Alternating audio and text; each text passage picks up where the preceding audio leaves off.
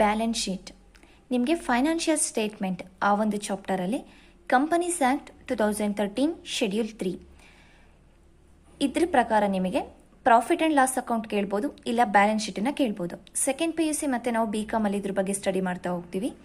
Second PUCಯಲ್ಲಿ ನಿಮಗೆ 6 ಮಾರ್ಕ್ಸಿಗೆ ಈ ಒಂದು ಟಾಪಿಕ್ ಮೇಲೆ ಒಂದು ಪ್ರಾಬ್ಲಮ್ ಇರುತ್ತೆ. ಇಲ್ಲ ಶೆಡ್ಯೂಲ್ 3 ಕಂಪನೀಸ್ ಆ್ಯಕ್ಟ್ 2013 ಪ್ರಕಾರ ನಿಮಗೆ ಒಂದು ಪ್ರಾಫಿಟ್ ಆ್ಯಂಡ್ ಲಾಸ್ ಅಕೌಂಟನ್ನು ಪ್ರಿಪೇರ್ ಮಾಡೋದಕ್ಕೆ ಕೇಳ್ತಾರೆ. ಇಲ್ಲ ಅಂತ ಹೇಳಿದರೆ ಬ್ಯಾಲೆನ್ಸ್ ಶೀಟನ್ನು ಪ್ರಿಪೇರ್ ಮಾಡೋದಕ್ಕೆ ಕೇಳ್ತಾರೆ. ಆಲ್ರೆಡಿ ನಾವು profit and loss account format ಯಾವ ರೀತಿ ಇರುತ್ತೆ, ಹಾಗೆ ಆ ಒಂದು ಟಾಪಿಕ್ ಮೇಲೆ 2 ಪ್ರಾಬ್ಲಮ್ನ ಲಾಸ್ಟ್ ವಿಡಿಯೋದಲ್ಲಿ ಡಿಸ್ಕಸ್ ಮಾಡಿದ್ದೀವಿ. ಇವತ್ತು ನಾವು ಕಂಪನೀಸ್ ಆ್ಯಕ್ಟ್ 2013 ಶೆಡ್ಯೂಲ್ 3 ಪ್ರಕಾರ ಬ್ಯಾಲೆನ್ಸ್ ಶೀಟಿನ ಫಾರ್ಮೇಟನ್ನು ನೋಡ್ತಾ ಹೋಗೋಣ. ನಾವು ಫಸ್ಟು ಫಾರ್ಮೇಟನ್ನು ನಾವು ಅರ್ಥ ಮಾಡಿಕೊಂಡ್ರೆ ಫಸ್ಟು ಅಂದರೆ ಲಯಬಿಲಿಟೀಸಲ್ಲಿ ಏನೇನು ಬರುತ್ತೆ, ಅಸೆಟ್ಸಲ್ಲಿ ಯಾವ ರೀತಿ ತೊಗೋಬೇಕು, ನಮಗೆ ಒಂದು ಐಡಿಯಾ ಇತ್ತು ಅಂತ ಹೇಳಿದರೆ ನಾವು ಈಸಿಯಾಗಿ ಕ್ವಶನ್ಸನ್ನು ಸಾಲ್ವ್ ಮಾಡ್ಬೋದು. ನೆಕ್ಸ್ಟ್ ವಿಡಿಯೋದಲ್ಲಿ ನಾವು ಪ್ರಾಬ್ಲಮ್ಸ್ ನೋಡೋಣ. ಇವತ್ತು ಕಂಪ್ಲೀಟಾಗಿ ಒಂದು ಫಾರ್ಮೇಟ್ ಯಾವ ರೀತಿ ಇರುತ್ತೆ ಅಂತ ಡಿಸ್ಕಸ್ ಮಾಡೋಣ. ಫಸ್ಟು 3 ಕಾಲಮ್ಸ್ ಬರುತ್ತೆ. Particulars, note, amount. ನೀವಿಲ್ಲಿ ಪರ್ಟಿಕ್ಯುಲರ್ಸ್ ಜಾಗದಲ್ಲಿ ಬೇಕಾದರೆ ಡೈರೆಕ್ಟ್ ಲಯಬಿಲಿಟೀಸ್ ಅಂತಲೂ ಫಸ್ಟೇ ಇದನ್ನು ಯೂಸ್ ಮಾಡ್ಬೋದು, ಇದು optional. Okay, equity and liabilities. First ನಾವು ಲಯಬಿಲಿಟೀಸ್ನ ಮಾಡ್ತಾ ಇದ್ವಿ. ನಾವು ಫಸ್ಟ್ ಎಲ್ಲ ಬ್ಯಾಲೆನ್ಸ್ ಶೀಟ್ನ ಯಾವ ರೀತಿ ಪ್ರಿಪೇರ್ ಮಾಡ್ತಾ ಇದ್ವಿ, ಈ ರೀತಿ 2 ಸೈಡ್ಸ್ ಇರ್ತಾ ಇತ್ತು, ಲಯಬಿಲಿಟೀಸ್ ಮತ್ತು ಅಸೆಟ್ಸನ್ನು. ಈ ಸೈಡೆಲ್ಲ ಅಸೆಟ್ಸ್ ಆಗ್ತಾ ಇದ್ವಿ, ಈ ಸೈಡ್ ಲಯಬಿಲಿಟೀಸ್ ಆಗ್ತಾ ಇದ್ವಿ, ಎರಡನ್ನೂ ಕೂಡ ಟ್ಯಾಲಿ ಮಾಡ್ತಾ ಇದ್ವಿ. ಆದರೆ ಕಂಪನೀಸ್ ಆ್ಯಕ್ಟ್ 2013 ಪ್ರಕಾರ ಇಲ್ಲೂ ಕೂಡ ಏನು, ನಾವೆರಡನ್ನೂ ಕೂಡ ಟ್ಯಾಲಿ ಮಾಡ್ತೀವಿ, ಆದರೆ 2 ಸೈಡ್ ಇರೋದಿಲ್ಲ. ಹಾಗಾಗಿ ಕಂಪನೀಸ್ ಆ್ಯಕ್ಟ್ 2013 ಪ್ರಕಾರ ಯಾವ ರೀತಿ ಪ್ರಿಪೇರ್ ಮಾಡಬೇಕು ಅಂತ ನೋಡ್ತಾ ಹೋಗೋಣ. ಫಸ್ಟ್ ನಾನು ಲಯಬಿಲಿಟೀಸ್ ತೊಗೊಂಡಿದ್ದೀನಿ, ಈಕ್ವಿಟಿ ಆ್ಯಂಡ್ ಲಯಬಿಲಿಟೀಸ್. ಫಾರ್ಮೇಟ್ ಏನಿದೆ ಸೇಮ್ ಫಾರ್ಮೇಟ್ನ ನೀವು ಯೂಸ್ ಮಾಡಬೇಕಾಗತ್ತೆ. First equity and liabilities. Liabilities ಏನೇನೆಲ್ಲ ಬರುತ್ತೆ, first one shareholders fund. Shareholders fund, ಈ ಶೇರ್ ಹೋಲ್ಡರ್ಸ್ ಫಂಡಲ್ಲಿ ಶೇರ್ ಕ್ಯಾಪಿಟಲ್ ಇರುತ್ತೆ, reserve and surplus, money received against share warrants, share application money pending allotment. ಈ ಎಲ್ಲದನ್ನು ಕೂಡ ನಾವು ತಗೊಳ್ತೀವಿ ಶೇರ್ ಹೋಲ್ಡರ್ಸ್ ಫಂಡಲ್ಲಿ. ನೆಕ್ಸ್ಟು ನಾನ್ ಕರೆಂಟ್ ಲಯಬಿಲಿಟೀಸ್, ಅಂದರೆ ಯಾವ್ಯಾವುದು ಕರೆಂಟ್ ಲಯಬಿಲಿಟಿ ಅಲ್ಲ ಅದನ್ನು ನಾವು ನಾನ್ ಕರೆಂಟ್ ಲಯಬಿಲಿಟಿ ಅಂತ ಹೇಳ್ತೀವಿ. ಯಾವ್ಯಾವುದೆಲ್ಲ ಬರುತ್ತೆ ನಾನ್ ಕರೆಂಟ್ ಲಯಬಿಲಿಟಿ ಅಂಡರಲ್ಲಿ, long term borrowings, other long term liabilities, deferred tax liabilities, long term provisions. ಇದೆಲ್ಲದೂ ಕೂಡ ನಿಮಗೆ ಕರೆಂಟ್ ಲಯಬಿಲಿಟೀಸಲ್ಲಿ ಬರುತ್ತೆ. ಸೊ ನಾವು ಅಮೌಂಟ್ ಕಾಲಮಲ್ಲಿ ಅಮೌಂಟನ್ನು ಹಾಕ್ತೀವಿ. ನೋಟ್ ಯಾವುದಕ್ಕಾದರೂ 2-3 ಒಂದೇ ಐಟಮ್ಗೆ ರಿಲೇಟೆಡ್ ಆಗಿದ್ದಾಗ ನೋಟ್ ನಂಬರನ್ನು ಹಾಕಿ ನಾವು ಸಪ್ರೇಟಾಗಿ ನೋಟನ್ನು ಕ್ಯಾಲ್ಕುಲೇಷನ್ ಮಾಡ್ಕೊಳ್ತೀವಿ. Next current liabilities. Current liabilities ಯಾವ್ಯಾವುದೆಲ್ಲ ಇದೆ, ನಾವು ಆಲ್ರೆಡಿ ಬ್ಯಾಲೆನ್ಸ್ ಶೀಟನ್ನು ನೋಡಿದ್ದೀವಿ ಅಂದರೆ ನಮಗೆ ಗೊತ್ತಿರುತ್ತೆ ಅಲ್ಲ. ಕ್ರೆಡಿಟಾರ್ಸ್ ಇರುತ್ತೆ, ಹಾಗೆಯೇ short term borrowings, trade payables, other current liabilities, ಇದರಲ್ಲಿ ಕ್ರೆಡಿಟಾರ್ಸ್ ಕೂಡ ಬರುತ್ತೆ, ಹಾಗೆ ಶಾರ್ಟ್ ಟರ್ಮ್ ಪ್ರಾವಿಷನ್ಸ್. ಇದೆಲ್ಲದೂ ಕೂಡ ನಿಮಗೆ ಲಯಬಿಲಿಟೀಸ್ ಆಗಿರುತ್ತೆ. ನಾವು ಲಯಬಿಲಿಟೀಸ್ನ ಮೇಯ್ನಾಗಿ 3 ಪಾರ್ಟ್ಸ್ ಮಾಡ್ತೀವಿ.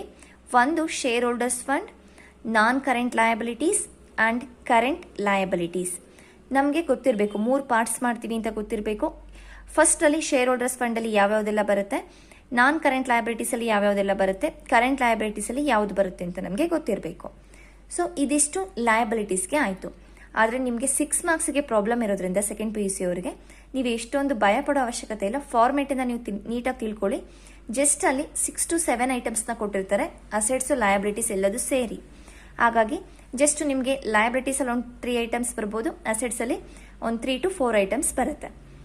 ನೆಕ್ಸ್ಟು ಟೋಟಲ್ ಲಯಬಿಲಿಟೀಸ್ ಎಷ್ಟಿದೆ ಅಂತ ನಾವು ಟೋಟಲ್ ಮಾಡ್ತೀವಿ. ಅದಾದ ನಂತರ ಅಸೆಟ್ಸ್. ಫಸ್ಟ್ ನಾವು ಲಯಬಿಲಿಟೀಸ್ನ ಟೋಟಲ್ ಮಾಡ್ಕೊಂಡ್ವಿ. ಅಸೆಟ್ಸಲ್ಲಿ ಯಾವ್ಯಾವುದೆಲ್ಲ ಬರುತ್ತೆ, non current assets and current assets. ನಾವು ಯಾವ ರೀತಿ non current liabilities and current liability ಅಂತ ನೋಡಿದ್ವಿ, ಅದೇ ರೀತಿ non current asset and current assets. Non current ಅಸೆಟ್ಟಲ್ಲಿ ಯಾವ್ಯಾವುದು ಕರೆಂಟ್ ಅಸೆಟ್ ಅಲ್ಲ ಅದನ್ನು ತಗೊಳ್ತೀವಿ. ಫಿಕ್ಸ್ಡ್ ಅಸೆಟ್ಸ್ ಆಗಿರ್ಬೋದು, ಇಂಟ್ಯಾಂಜಿಬಲ್ ಅಸೆಟ್ಸ್ ಆಗಿರ್ಬೋದು, ಹಾಗೆ ನಾನ್ ಕರೆಂಟ್ ಇನ್ವೆಸ್ಟ್ಮೆಂಟ್ ಆಗಿರ್ಬೋದು. ಫಿಕ್ಸ್ಡ್ ಅಸೆಟ್ಟಲ್ಲಿ ಯಾವ್ಯಾವುದೆಲ್ಲ ಬರುತ್ತೆ, ಪ್ಲಾಂಟ್, ಬಿಲ್ಡಿಂಗ್, ಫರ್ನಿಚರ್, ಮೆಷಿನರಿ.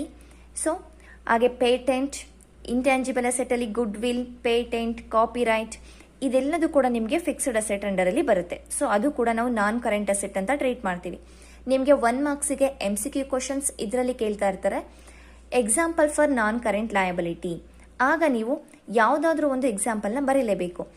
ಯಾವುದು ಬಿಲ್ಡಿಂಗ್ ಆಗಿರ್ಬೋದು, ಪ್ಲಾಂಟ್ ಆ್ಯಂಡ್ ಮೆಷಿನರಿ ಆಗಿರ್ಬೋದು, ಫರ್ನಿಚರ್ ಆಗಿರ್ಬೋದು. ಸೊ ನೀವು ಅವಾಗ ನೆನ್ಪಿಟ್ಕೋಬೇಕು. ಲ್ಯಾಂಡ್ ಕೂಡ ಆಗುತ್ತೆ. ನೆಕ್ಸ್ಟು ನಾನ್ ಕರೆಂಟ್ ಇನ್ವೆಸ್ಟ್ಮೆಂಟ್, ಇದಿಷ್ಟು ಕೂಡ ನಾನ್ ಕರೆಂಟ್ ಅಸೆಟ್ಸಲ್ಲಿ ಬರುತ್ತೆ. Next one current assets. Current ಅಸೆಟ್ಸಲ್ಲಿ ಯಾವ್ಯಾವುದೆಲ್ಲ ಬರುತ್ತೆ? ಕರೆಂಟ್ ಇನ್ವೆಸ್ಟ್ಮೆಂಟ್, ಇನ್ವೆಂಟರಿ ಅಂದರೆ stock, okay. Short terms loan and advances, trade receivable or bills receivable, cash and cash equivalent. ಇದೆಲ್ಲದೂ ಕೂಡ ನಿಮಗೆ ಕರೆಂಟ್ ಅಸೆಟ್ ಆಗಿರುತ್ತೆ. ಲಯಬಿಲಿಟೀಸ್ನ 3 ಪಾರ್ಟ್ ಮಾಡ್ತೀವಿ: shareholders fund, non current liability and current liability. ಹಾಗೆ ಅಸೆಟ್ಸ್ನ 2 types ಮಾಡ್ತೀವಿ: non current asset and current asset. Non current ಅಸೆಟ್ಟಲ್ಲಿ ಫಿಕ್ಸ್ಡ್ ಅಸೆಟ್ಸ್ ಬರುತ್ತೆ. ಫಿಕ್ಸ್ಡ್ ಅಸೆಟ್ಸಲ್ಲಿ ಇಂಟ್ಯಾಂಜಿಬಲ್ ಅಸೆಟ್ ಕೂಡ ಬರುತ್ತೆ. So land and building, plant and machinery, furniture, ಇದೆಲ್ಲದೂ ಕೂಡ ನೀವು ನೆನ್ಪಿಟ್ಕೋಬೇಕು. ನೆಕ್ಸ್ಟ್ ಏನು ಮಾಡ್ತೀವಿ? Total. So total liability equals to total assets. ಯಾವಾಗಲೂ ಅಷ್ಟೇ ಲಯಬಿಲಿಟೀಸ್, ಈಕ್ವಿಟಿ ಆ್ಯಂಡ್ ಲಯಬಿಲಿಟೀಸ್ ಏನಿರುತ್ತೆ ಅಸೆಟ್ಸ್ ವ್ಯಾಲ್ಯೂಗೆ ಈಕ್ವಲ್ ಆಗಿರುತ್ತೆ. ಈಕ್ವಲ್ ಆಗಿಲ್ಲ ನಾವು ಪ್ರಾಬ್ಲಮ್ ಮಾಡಿದಾಗ ಅಂತ ಹೇಳಿದ್ರೆ ಎಲ್ಲೋ ಯಾವುದೋ ಒಂದು ಪಾಯಿಂಟ್ಸನ್ನು ಮಿಸ್ ಮಾಡಿದ್ದೀವಿ. ಅಸೆಟ್ಸಿಗೆ ಹಾಕೋದನ್ನ ಲಯಬಿಲಿಟಿಗೆ ಹಾಕಿದ್ದೀವಿ, ಲಯಬಿಲಿಟಿಗೆ ಹಾಕೋದನ್ನ ಇಲ್ಲ ಅಸೆಟ್ಸಲ್ಲಿ ಹಾಕಿರ್ತೀವಿ ಅಂತ ಮೀನಿಂಗ್ ಬರುತ್ತೆ. ಓಕೆ, ನಾವು ಕರೆಕ್ಟಾಗಿ ಪ್ರಿಪೇರ್ ಮಾಡಿದ್ದೀವಿ ಬ್ಯಾಲೆನ್ಸ್ ಶೀಟ್ನ ಅಂತ ಹೇಳಿದ್ರೆ ಎರಡೂ ಕೂಡ ನಿಮಗೆ ಟ್ಯಾಲಿ ಆಗುತ್ತೆ. ಇದಿಷ್ಟು ನಿಮಗೆ ಬ್ಯಾಲೆನ್ಸ್ ಶೀಟ್ ಆಫ್ ಒಂದು ಕಂಪನೀಸ್ ಆ್ಯಕ್ಟ್ 2013 ಶೆಡ್ಯೂಲ್ 3 ಪ್ರಕಾರ ಬ್ಯಾಲೆನ್ಸ್ ಶೀಟ್ನ ಪ್ರಿಪೇರ್ ಮಾಡೋದಕ್ಕೆ ಫಾರ್ಮೇಟ್ ಆಗಿದೆ. ಓಕೆ, ನೆಕ್ಸ್ಟ್ ಒಂದು ವಿಡಿಯೋದಲ್ಲಿ ನಾವು ಪ್ರಾಬ್ಲಮ್ಸ್, ಇದ್ರ ಬಗ್ಗೆ ಪ್ರಾಬ್ಲಮ್ಸ್ನ ಡಿಸ್ಕಸ್ ಮಾಡ್ತಾ ಹೋಗೋಣ. ಹಾಗೆಯೇ ಕುಕ್ ವಿತ್ ಭವ್ಯ ಗೌತಮ್ ಅಂತ ಒಂದು ಹೊಸ ಯೂಟ್ಯೂಬ್ ಚಾನಲ್ ಸ್ಟಾರ್ಟ್ ಮಾಡಿದ್ದೀನಿ. ಅದಕ್ಕೂ ಕೂಡ ನಿಮ್ಮ ಸಪೋರ್ಟ್ ಇದೇ ರೀತಿ ಇರಲಿ ಅಂತ ಕೇಳ್ಕೊಳ್ತೀನಿ. ಆ ಒಂದು ಲಿಂಕ್ ನಿಮಗೆ ಡಿಸ್ಕ್ರಿಪ್ಷನ್ ಬಾಕ್ಸಲ್ಲಿ ಆ ಒಂದು ಚಾನಲ್ ಲಿಂಕನ್ನು ಹಾಕಿದ್ದೀನಿ. ಪ್ಲೀಸ್ ಸಪೋರ್ಟ್ ಮಾಡ್ತಾ ಹೋಗಿ. Thank you.